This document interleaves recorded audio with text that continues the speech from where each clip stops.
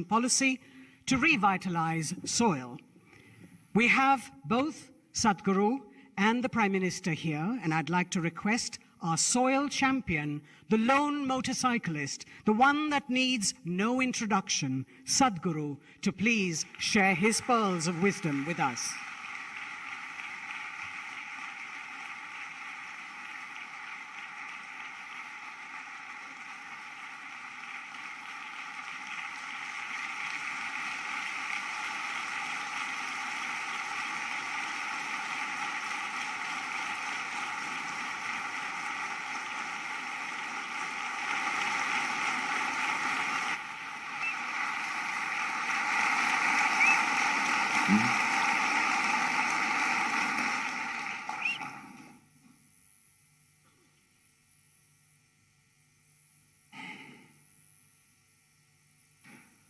Kala na janati tava jananam. Kala na janati tava samapanam. Drushto maya tava mahakara yogeshwara Kala Kala Yogeshwara Kala Kala. Namaskaram and our heartiest welcome to our beloved Prime Minister.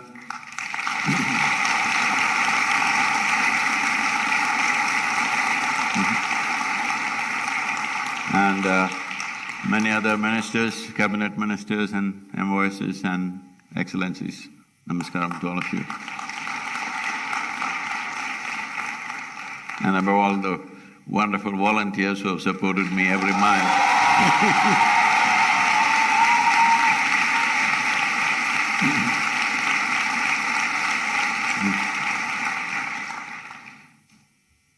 As human beings, we are here on this planet just in terms of planet's life, just for a few moments. But still, how empowered we are that we can even threaten the life on this planet. This empowerment is the peak of evolution. This is what we are. We are the flower of evolution. We are the consequence of every other creature that has grown in this land, in this planet. But invested with such a sense of intelligence, with such a sense of capability, if we do not function consciously, if we do not function responsibly, our intelligence and our capabilities turn against us. This is what soil degradation is about.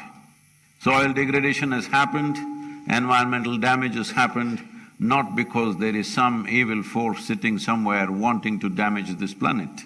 It is all in pursuit of human happiness and well-being that this is happening.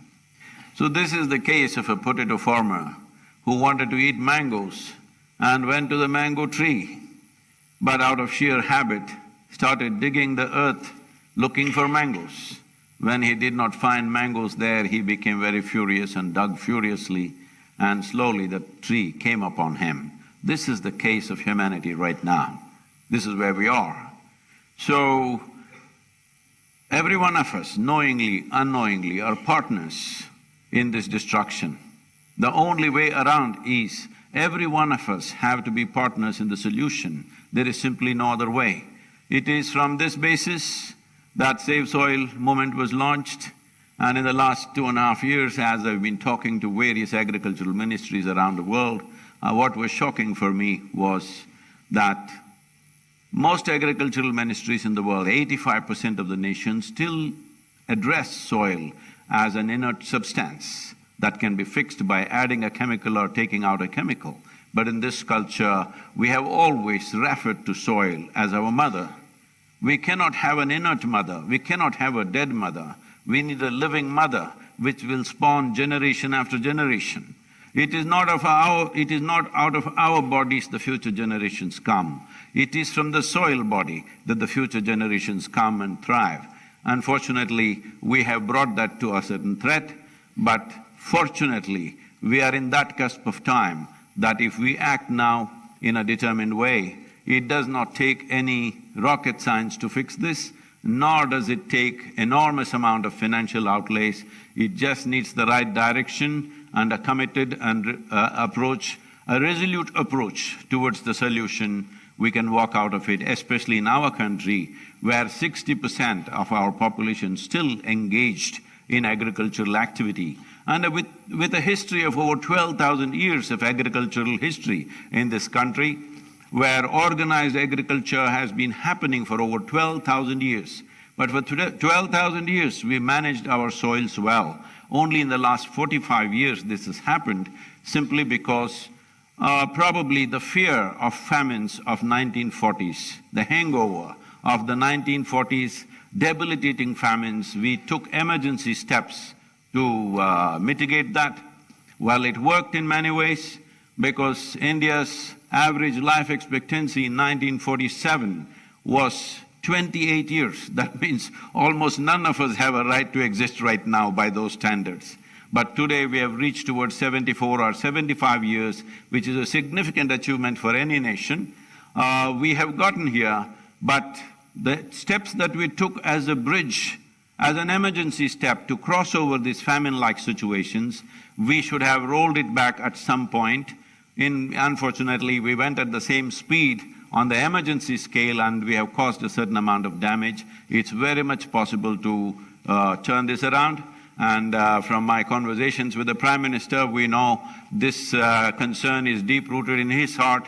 It is just that we have to, as citizens of this nation, it is important you stand up and support a possibility, because these are steps which will take 10, 15, 20 years maybe to turn around fully. So when a government has to take long-term steps like this without the support of the democratic citizens, there is no way no nation can take such steps, because government's terms are usually 5 years in this country. So 5-year term and 20-year policy is a little bit of a difficulty for various reasons. So it is very important people stand up and support this. This is not a protest, this is not an agitation, this is not an expression of anger or resentment. This is an expression of our love and responsibility for the life that we are, and the life that's around us, and the life that should be beyond us. This is very, very important. Right now, what we are threatening is the future generations. Every responsible scientist in the world is pointing out, in about 60 years' time, 90% of the world's soil will be degraded. And that is not a welcome prediction.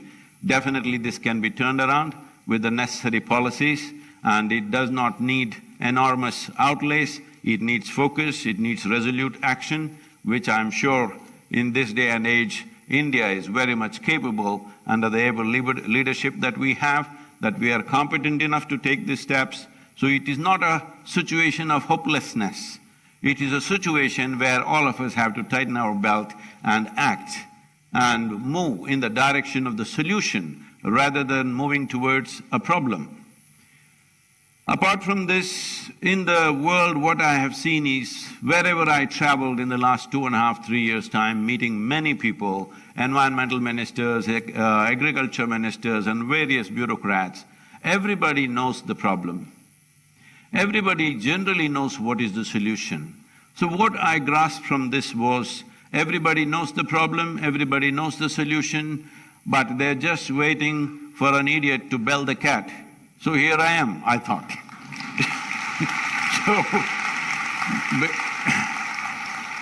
Because the problem is known to everybody in the world, all UN agencies are very conversant with the problem, most nations are very conversant with the problem, but somehow there was a silence. Fortunately, in the last 75 days, it is India 75, it's my great privilege, in 75 days I'm in New Delhi.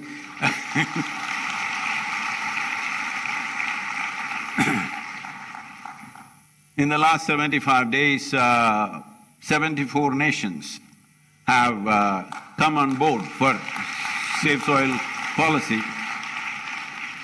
2.4 billion people have expressed their concern for soil, which has been never before.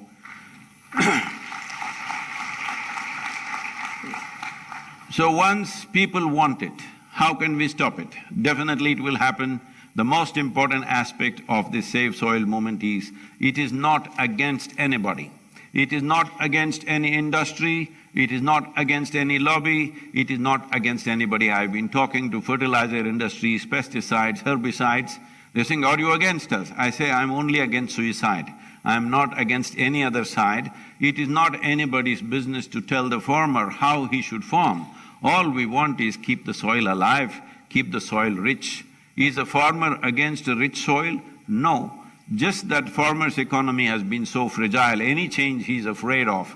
If an incentive-based policy is pushed, definitely most farmers will respond in a very, very positive way. We are very sure about this because we have spoken extensively to farming community around the world, and we find everybody is absolutely positive about this. It is just that they need incentive support, which doesn't cost much in this country. Just something as simple as bringing cover crops, which were very much a part of our culture just 45 to 50 years ago. Just bringing cover crops will make the organic content in the soil go up to 3% within 6 to 8 years' time. Only cover crops in summer can do that because it will add 1.5 to 2 inches of humus every year, and it will solve this problem. This is a very simple approach. If we want to do it more aggressively, then it may cost more money. But to do it in the simplest possible way is cover crop. Why I'm saying cover crop is, right now it's the month of May. If you fly across India, you will see, except Western Ghats and northeastern part of India, largely it looks like a brown desert. This is not how India should look. Whatever the season, there must be green leaf on the land, and this was the way India's farming used to be. This is the way the wisdom of the farming community used to work, but unfortunately, we have dropped these things for whatever reasons. Instead of looking for who is to be blamed, instead of looking for what is the problem, who caused the problem, all of us are the problem, and all of us should become the solution. Thank you very much. Once again, thank you, sir, for being here. If I can say one, as the Prime Minister has taken up the Solar Alliance, I think there's an immense opportunity. After talking to various leaders around the world, I realize India and the Prime Minister of India could take up the leadership of soil regeneration in India and the world. The global leadership for soil regeneration, starting with G20, considering we are going to have the stewardship of G20 in the coming year. Thank you very much. Thank you, Sadhguru, for your enlightening words. And as mentioned by him, the Save Soil movement has already touched 2.5 billion people, and 74 countries have agreed to act to save soil. This is a movement that has united the world, a mission that has brought people together across the globe to commonly address, because it concerns each of us, everyone on earth. His message is simple. Saving soil is necessary to maintain life on our planet. As occupants of a shared planet, we have the unique opportunity now to be part of the solutions for crises like soil extinction and desertification. Here's presenting to you a video that explains the science behind the Save Soil campaign.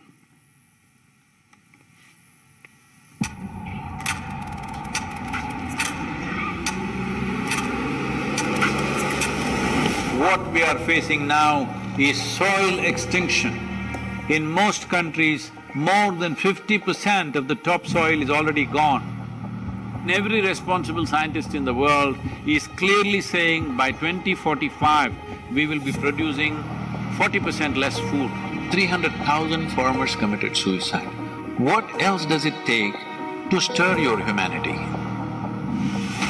UNFAO is saying the food that we are eating belongs to the unborn child. Eating away the food of that life is the worst possible way to live, isn't it?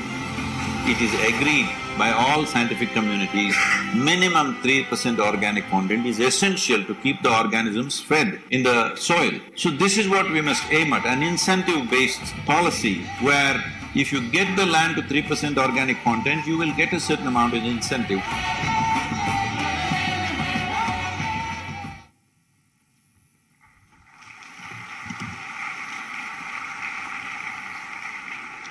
Ladies and gentlemen, as I mentioned earlier, several years ago, the Honorable Prime Minister, Shri Narendra Modi, had launched a nationwide scheme to help farmers to prevent soil deterioration through balanced use of fertilizers and the application of the right nutrients. The Honorable Prime Minister's foresight, vision, and commitment to the global efforts to restore and rejuvenate our planet and soil in particular from extinction is exceptional. I'd like to request the Honorable Prime Minister of India, Shri Narendra Modi ji, to please address the gathering.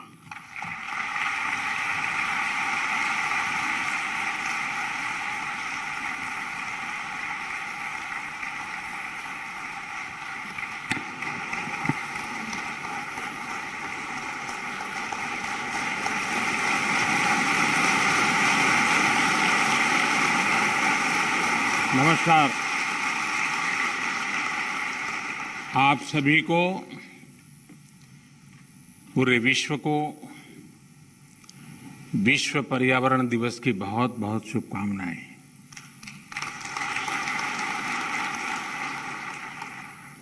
सद्गुरु और Isha foundation भी आज बधाई के पात्र हैं। मार्च में उनकी संस्था ने सेव सॉइल अभियान की शुरुआत की थी। 27 देशों से होते हुए उनकी यात्रा और 75वें दिन यहाँ पहुंची है। आज जब देश अपनी आजादी के 75वें वर्ष का पर्व मना रहा है, इस अमृत काल में नए संकल्प ले रहा है, तो इस तरह के जन अभियान बहुत अहम हो जाते हैं। साथियों, मुझे संतोष है कि देश में पिछले 8 साल में जो योजनाएं चल रही हैं, जो भी प्रोग्राम चल रहे हैं, सभी में किसी न किसी रूप से पर्यावरण संरक्षण का आग्रह है। स्वच्छ भारत मिशन हो या वेस्ट टू वेल्थ से जुड़े कार्यक्रम, अमृत मिशन के तहत शहरों में आधुनिक सीवेज ट्रीटमेंट प्लांट्स का निर्माण हो या फिर सिंगल यूज प्लास्टिक से मुक्ति का अभियान, या नमामि गंगे के तहत गंगा स्वच्छता का अभियान, one sun one grid solar energy पर फोकस हो या इथेनॉल के उत्पादन और ब्लेंडिंग दोनों में वृद्धि, पर्यावरण रक्षा के भारत के प्रयास बहुआयामी रहे हैं। और भारत ये प्रयास तब तक कर रहा है जब दुनिया ने, आज जो क्लाइमेट के लिए दुनिया परेशान है, उस बर्बादी में हम लोगों की भूमिका नहीं है, हिंदुस्तान की भूमिका नहीं है। विश्व के बड़े और आधुनिक देश न केवल धरती के ज्यादा से ज्यादा संसाधन का दोहन कर रहे हैं, बल्कि सबसे ज्यादा कार्बन एमिशन भी उन्हीं के खाते में जाता है। कार्बन एमिशन का ग्लोबल औसत प्रति व्यक्ति 4 टन का है, जबकि भारत में प्रति व्यक्ति कार्बन फुटप्रिंट प्रतिवर्ष आधे टन के आसपास ही है। कहां 4 टन और कहां आधे टन। बावजूद इसके भारत पर्यावरण की दिशा में एक होलिस्टिक अप्रोच के साथ न केवल देश के भीतर बल्कि वैश्विक समुदाय के साथ भी जुड़ करके काम कर रहा है। अंतर्राष्ट्रीय स्तर पर भारत ने coalition for disaster resilient infrastructure CDRI और जैसे अभी सदगुरु जी ने कहा इंटरनेशनल सोलर अलायंस ISA के निर्माण का नेतृत्व किया है। पिछले वर्ष भारत ने यह भी संकल्प लिया है कि भारत 2070 तक नेट जीरो का लक्ष्य हासिल करेगा।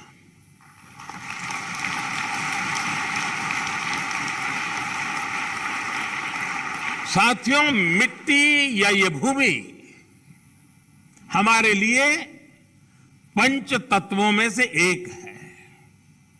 हम माटी को गर्व के साथ अपने माथे से लगाते हैं। इसी में गिरते हुए खेलते हुए हम बड़े होते हैं। माटी के सम्मान में कोई कमी नहीं है। माटी की अहमियत को समझने में कोई कमी नहीं है। कमी इस बात को स्वीकारने में है कि मानव जाति जो कर रही है उससे मिट्टी को कितना नुकसान हो रहा है, उसकी समझ का एक गैप रह गया है। और अभी सदगुरु जी कह रहे थे कि सबको पता है समस्या क्या है। हम लोग जब छोटे थे तो सिलेबस में किताब में एक पाठ्यक्रम के में एक पाठ पढ़ाया जाता था। गुजराती में मैंने पढ़ा है, बाकियों ने अपनी भाषा में पढ़ा हो शायद। कि रास्ते पर एक पत्थर पड़ा था, लोग जा रहे थे, कोई गुस्सा कर रहा था, कोई उस पर लात मार देता था। सब कहते थे देखिए किसने पत्थर रखा, कहाँ से पत्थर आया है, दे समझते नहीं वगैरह। लेकिन कोई उसको उठा करके साइड में नहीं रखता था। एक सज्जन निकले, उनको लगा कि चलो भाई सदगुरु जैसा कोई आ गया होगा।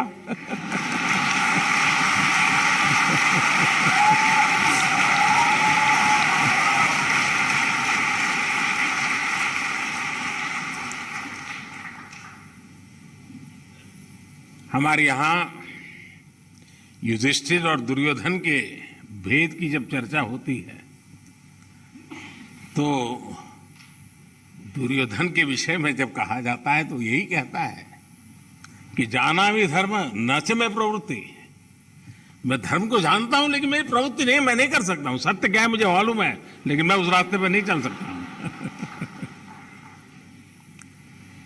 तो समाज में जब ऐसी प्रवृत्ति बढ़ जाती है तो ऐसा संकट आता है तो एक सामूहिक अभियान से समस्याओं के समाधान के लिए रास्ते खोजने होते हैं।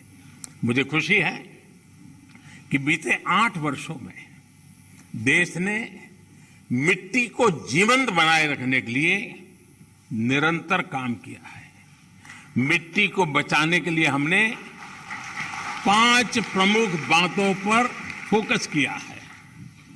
पहला, मिट्टी को केमिकल फ्री कैसे बनाएं।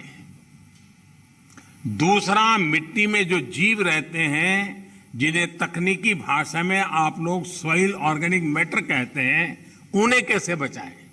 और तीसरा, मिट्टी की नमी को कैसे बनाए रखें, उस तक जल की उपलब्धता कैसे बढ़ाएं। चौथा, भूजल कम होने की वजह से मिट्टी को जो नुकसान हो रहा है उसे कैसे दूर करें। और पांचवा, वनों का दायरा कम होने से मिट्टी का जो लगातार क्षरण हो रहा है उसे कैसे रोकें। साथियों, इन सब बातों को ध्यान में रखते हुए ही देश में बीते वर्षों में जो सबसे बड़ा बदलाव हुआ है वो है देश की कृषि नीति में। पहले हमारे देश के किसान के पास इस जानकारी का अभाव था कि उसकी मिट्टी किस प्रकार की है, उसकी मिट्टी में कौन सी कमी है, कितनी कमी है। इस समस्या को दूर करने के लिए देश में किसानों को सॉइल हेल्थ कार्ड देने का बहुत बड़ा अभियान चलाया गया।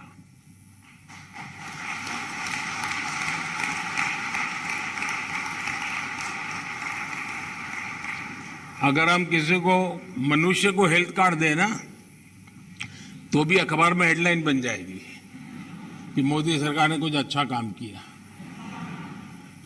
ये देश ऐसा है जो सॉइल हेल्थ कार्ड दे रहा है, लेकिन मीडिया की नजर अभी कम है।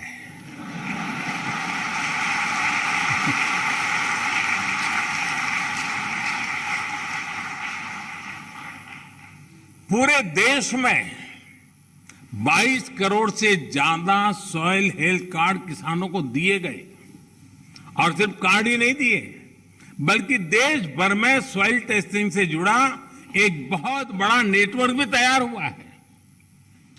आज देश के करोड़ों किसान सॉइल हेल्थ कार्ड से मिली जानकारी के आधार पर फर्टिलाइजर्स और माइक्रो न्यूट्रिएंट्स का उपयोग कर रहे हैं। इससे किसानों को लागत में 8 से 10% की बचत हुई है और उपज में 5 से 6% की बढ़ोतरी देखी गई है। यानी जब मिट्टी स्वस्थ हो रही है, तो उत्पाद भी बढ़ रहा है।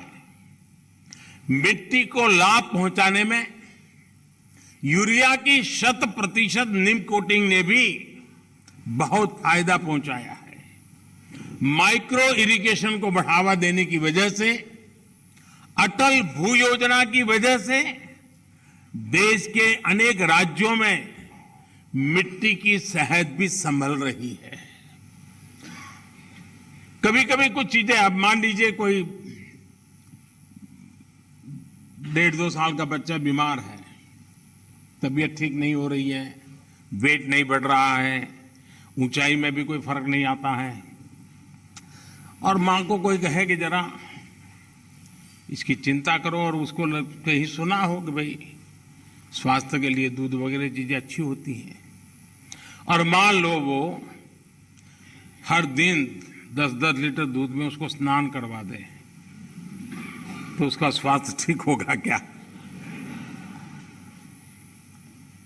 लेकिन अगर कोई समझदार मां एक चम्मच थोड़ा सा दूध उसको पिलाती जाए, दिन में 2 बार, 5 बार, 7 बार, एक चम्मच, तो धीरे धीरे फर्क नजर आएगा। ये फसल का भी ऐसा ही है, पूरा पानी भर करके फसल को डुबो देने से फसल अच्छी होती है ऐसा नहीं है। बूंद बूंद पानी पिलाया जाए तो फसल ज्यादा अच्छी होती है। पर ड्रॉप मोर क्रॉप।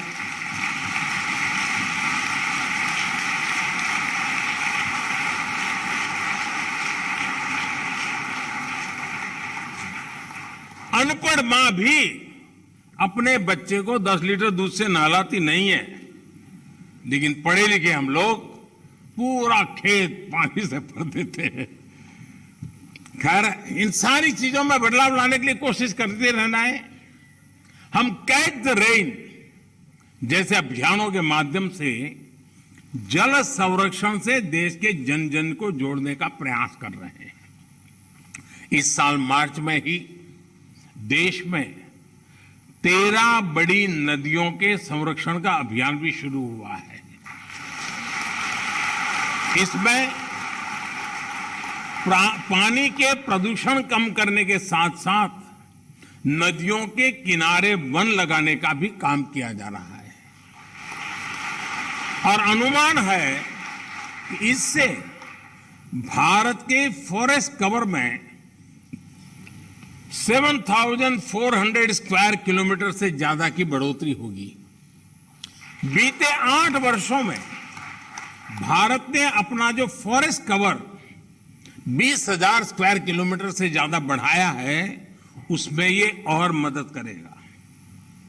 साथियों, भारत आज बायोडायवर्सिटी और वाइल्ड लाइफ से जुड़ी जिन नीतियों पर चल रहा है, उसने वन्य जीवों की संख्या में भी रिकॉर्ड वृद्धि की है।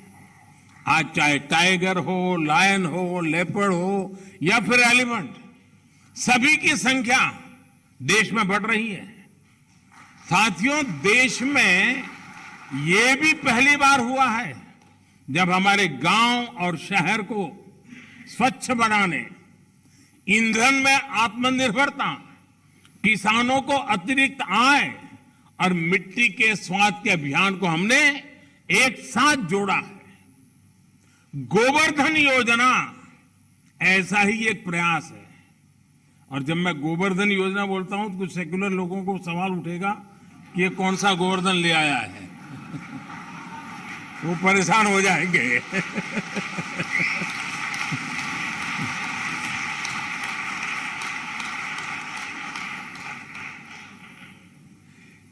इस गोवर्धन योजना के तहत बायोगैस प्लांट्स गोबर और खेती से निकलने वाले अन्य कचरे को ऊर्जा में बदला जा रहा है। कभी आपको काशी विश्वनाथ के दर्शन के लिए जाएं तो वहां एक गोवर्धन का भी प्लांट कुछ किलोमीटर दूरी पर लगाए, जरूर देख के आइए। इससे जो जैविक खाद बनती है वो खेतों में काम आ रही है।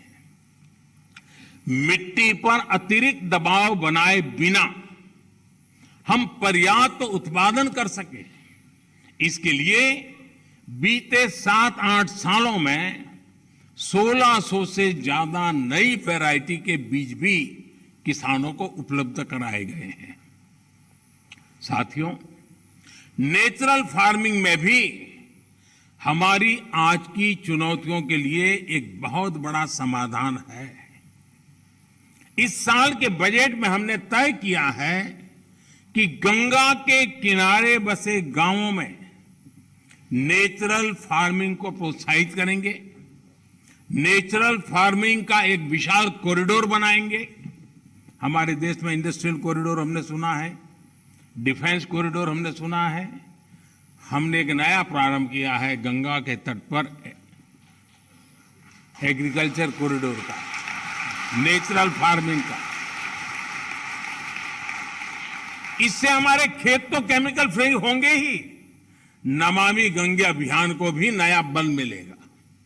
भारत वर्ष 2030 तक 26 मिलियन हेक्टेयर बंजर जमीन को रिस्टोर करने के लक्ष्य पर भी काम कर रहा है। साथियों, पर्यावरण की रक्षा के लिए आज भारत नए इनोवेशंस, प्रो एनवायरमेंट टेक्नोलॉजी पर लगातार जोर दे रहा है। आप सभी ये जानते हैं कि प्रदूषण कम करने के लिए हम BS5 नॉर्म पर नहीं आए, बल्कि BS4 से सीधे BS6 पर हम जंप लगा दिया। हमने जो देश भर में LED बल्ब देने के लिए उजाला योजना चलाई, उसकी वजह से सालाना लगभग 40 मिलियन टन कार्बन एमिशन कम हो रहा है। सिर्फ लट्टू के बदलने से घर में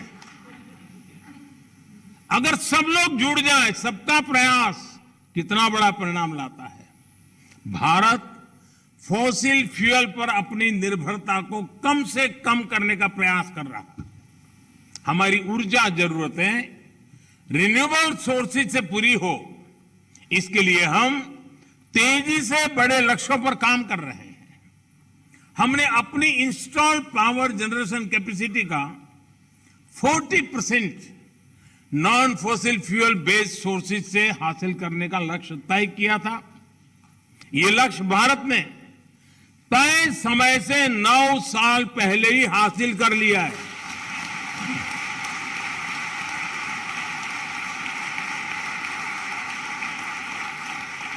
आज हमारी सोलर एनर्जी कैपेसिटी करीब 18 गुना बढ़ चुकी है। हाइड्रोजन मिशन हो या फिर सर्कुलर इकोनॉमी पॉलिसी का विषय हो, यह पर्यावरण रक्षा की हमारी प्रतिबद्धता का प्रमाण है। हमने पुरानी गाड़ियों को लिए स्क्रैप पॉलिसी लाए हैं। वो स्क्रैप पॉलिसी भी अपने आप में एक बहुत बड़ा काम होने वाला है। साथियों, अपने इन प्रयासों के बीच आज पर्यावरण दिवस के दिन भारत ने एक और उपलब्धि हासिल की है और ये मेरा सौभाग्य है कि खुशखबरी देने के लिए मुझे आज बहुत उचित मंच मिल गया है।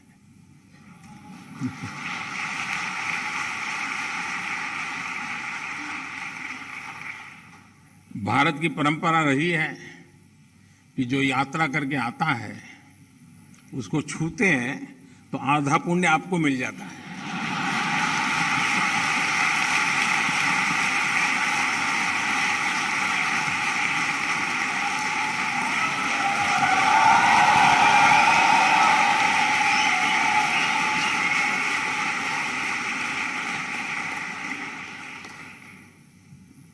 ये खुशखबरी मैं आप जरूर सुनाऊंगा और देश को और दुनिया के लोगों को भी आनंद आएगा। हाँ, कुछ लोग आनंद ही ले सकते हैं।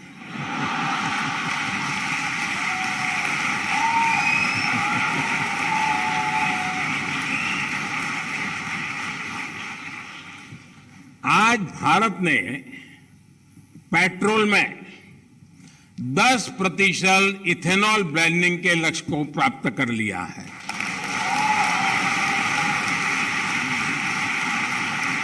आपको ये जानकर भी गर्व की अनुभूति होगी कि भारत इस लक्ष्य पर तय समय से 5 महीने पहले पहुंच गया है।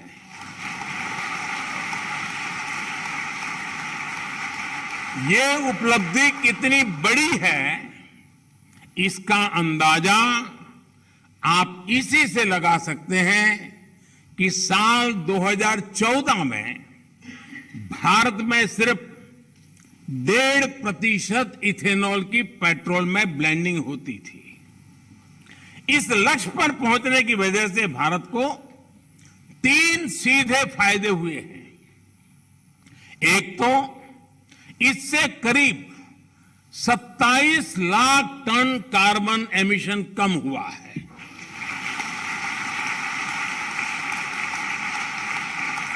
दूसरा, भारत को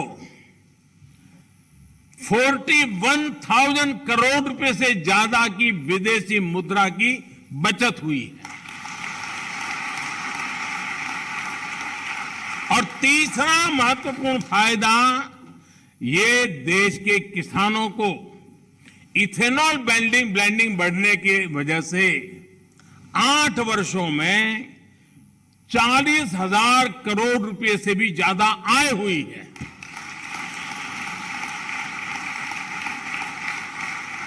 मैं देश के लोगों को, देश के किसानों को, देश की ऑयल कंपनियों को इस उपलब्धि के लिए बधाई देता हूं। साथियों, देश आज जिस पीएम नेशनल गति शक्ति मास्टर प्लान पर काम कर रहा है, वो भी पर्यावरण रक्षा में अहम भूमिका निभाएगा। गति शक्ति की वजह से देश में लॉजिस्टिक सिस्टम्स आधुनिक होगा, ट्रांसपोर्ट सिस्टम मजबूत होगा। इससे प्रदूषण कम करने में बहुत मदद मिलेगी।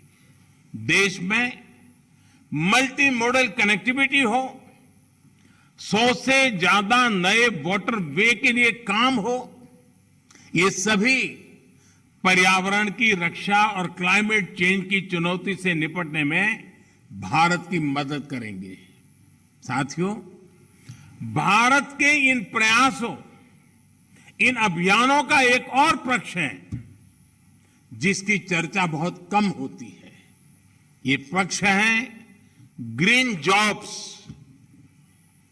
भारत जिस प्रकार पर्यावरण हित में फैसले ले रहा है, उन्हें तेजी से लागू कर रहा है, वो बड़ी संख्या में ग्रीन जॉब के अवसर भी बना रहे हैं। ये भी एक अध्ययन का विषय है कि जिसके बारे में सोचा जाना चाहिए। साथियों, पर्यावरण की रक्षा के लिए, धरती की रक्षा के लिए, मिट्टी की रक्षा के लिए जन चेतना जितनी ज्यादा बढ़ेगी, उतना ही बेहतर परिणाम मिलेगा। मेरा देश और देश की सभी सरकारों से, सभी स्थानीय निकायों से, सभी स्वयंसेवी संस्थाओं से आग्रह है कि अपने प्रयासों में स्कूल कॉलेजेस को जोड़िए, एनएसएस एनसीसी को जोड़िए। आजादी के अमृत महोत्सव में जल संरक्षण से जुड़ा एक आग्रह और भी करना चाहता हूं। अगले साल 15 अगस्त तक देश के हर जिले में कम से कम, एक जिले में, हर जिले में कम से कम 75 अमृत सरोवर के निर्माण का काम आज देश में चल रहा है। 50,000 से ज्यादा अमृत सरोवर आने वाली पीढ़ियों के लिए वाटर सिक्योरिटी सुनिश्चित करने में मदद करेंगे। ये अमृत सरोवर अपने आसपास मिट्टी में नमी को बढ़ाएंगे, वाटर टेबल को नीचे जाने से रोकेंगे और इनसे बायोडायवर्सिटी भी इंप्रूव होगी। इस विराट संकल्प में आप सभी की भागीदारी कैसे बढ़ेगी, इस पर जरूर विचार हम सब एक नागरिक के नाते करें।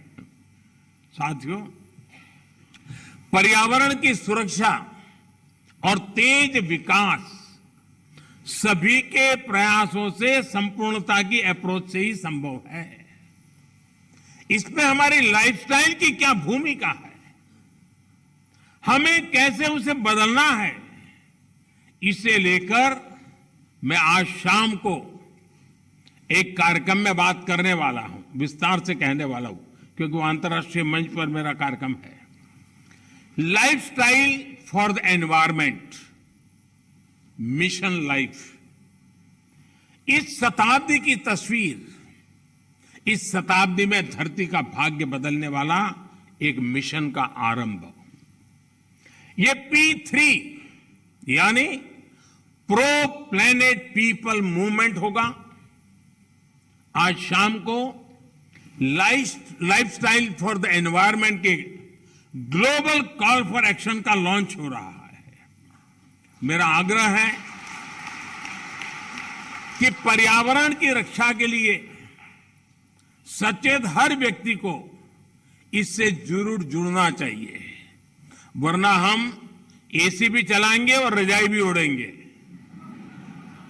और फिर पर्यावरण के सेमिनार में बढ़िया भाषण भी देंगे।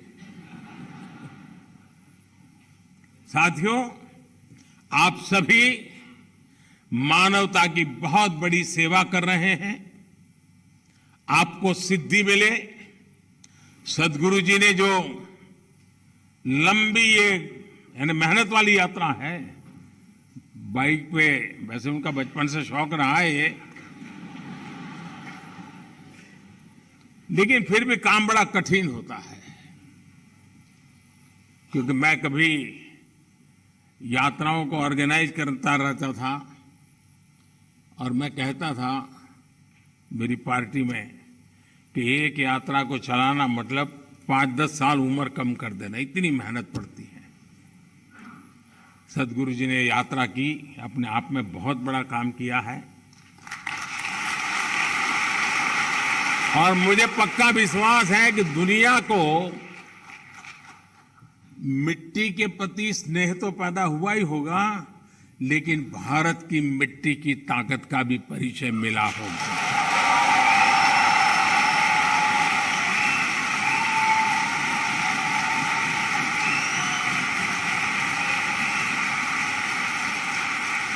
आप सबको बहुत बहुत शुभकामनाएं। धन्यवाद।